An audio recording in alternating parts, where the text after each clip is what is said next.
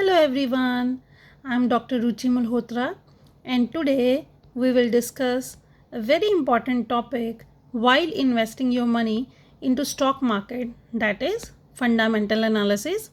Last video में हमने ये डिस्कस किया था कि आप कैसे स्टॉक मार्केट में इन्वेस्टमेंट करने से पहले अपना डीमैट अकाउंट खुलवाओगे किसी भी बैंक में जाकर with the help of bank officials. आज हम डिस्कस करेंगे कि जब भी आपने किसी कंपनी में इन्वेस्टमेंट करनी है तो उसमें कौन कौन से ऐसे बेसिक क्राइटेरियाज या एनालिसिस होते हैं जो आपको हेल्प करेंगे कि किस चीज़ को डिसाइड करने में कि क्या इस कंपनी में आपको इन्वेस्टमेंट करनी चाहिए या फिर नहीं। तो फंडामेंटल एनालिसिस करने से पहले जितने भी बिगनर्स हैं उनके मन में हमेशा ये वरी लगी रहती है कि जिस कंपनी के स्टॉक वो परचेज़ करने जा रहे हैं कहीं उस कंपनी के लिए वो ज़्यादा प्राइस तो नहीं पे कर रहे। जैसे नॉर्मली हम मार्केट में कोई प्रोडक्ट परचेज़ करने जाते हैं तो उस प्रोडक्ट को परचेज़ करने के टाइम पे वी नो दैट कि उसका एक फ़िक्स प्राइस होता है जो हमें पे करना है, लेकिन कहीं ना कहीं मन में यही डर लगा रहता है कि क्या उस प्रोडक्ट का हमने ज़्यादा प्राइस तो नहीं पे किया। मीन्स आप ट्रू वैल्यू ढूंढने में लगे ही रहते हो।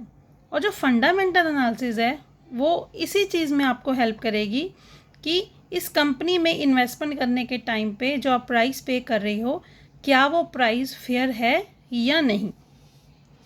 तो जो फंडामेंटल एनालिसिस है उसमें आप कुछ स्टेप्स फॉलो करोगे ये डिसाइड करने के लिए कि कंपनी की फाइनेंशियल हेल्थ कैसी है। और फंडामेंटल एनालिसिस कंपनी की फाइनेंशियल हेल्थ या कंपनी का फाइनेंशियल लेवल एग्जामिन करने में बहुत कंट्रीब्यूट करेगा। इस प्रोसेस को कंप्लीट करने के बाद you will be able to decide whether you are going to invest in this company और नॉट। इसके अलावा आप उस कंपनी का लॉन्ग टर्म सर्वाइवल भी बहुत ईजिली जज कर लोगे। और फंडामेंटल एनालिसिस का एक थंब रूल है जो हमेशा याद रखिएगा कि when you buy a stock at its fair value और less than that you stand to make profit because the market price is always more than its fair value. 3 ऐसे इंपॉर्टेंट फैक्टर्स जो आपने ध्यान में रखने हैं जब भी आपने फंडामेंटल एनालिसिस करना है। Number 1, you have to focus on the sales of the company. Company की सेल्स प्रोग्रेसिव होनी चाहिए, उसमें ग्रोथ होनी चाहिए। सेकेंडली, कंपनी का जो प्रॉफिट है वो हर फाइनेंशियल ईयर में कुछ परसेंटेज से इंक्रीज़ हो और जो कंपनी का डेट लेवल है वो नीचे की तरफ जाए। कंपनी के ऊपर डेट का या आउटसाइडर्स के जो लोन का प्रेशर कम होना चाहिए। कौन कौन सी ऐसी रेशोज़ हैं जो आपने ध्यान में रखनी है जब भी आप फंडामेंटल एनालिसिस करोगे। 5 तरीके की रेशोज़ हैं। नंबर 1 है आपकी प्राइस अर्निंग रेशो, सेकंड है earning per share EPS, third is ROI return on earnings, चौथी है आपकी PB ratio price to book ratio and finally dividend pay out ratio. इसके अलावा भी बहुत सारी इंपॉर्टेंट रेशोज़ होती हैं।